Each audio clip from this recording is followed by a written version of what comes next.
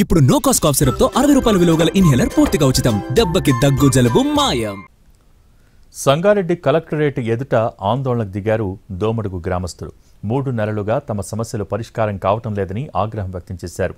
హెటిరో పరిశ్రమతో పాటు చుట్టుపక్కల ఉన్న కంపెనీల పొల్యూషన్తో నల్లకుంట చెరువులోని నీళ్లు గులాబీ రంగులోకి మారాయని ఆరోపించారు. రంగు మారిన నీళ్ల బాటిల్స్తో కలెక్టరేట్కి వచ్చారు గ్రామస్తులు. పీసీబీ జోనల్ అధికారి కుమార్ని నిలదీశారు. ఆగ్రహంతో అధికారిపై రంగు మారిన నీళ్లు చల్లారు గ్రామస్తులు. అలాగే కలెక్టరేట్ ఎదుట రంగు మారిన నీళ్లు పోసి నిరసన వ్యక్తం చేశారు.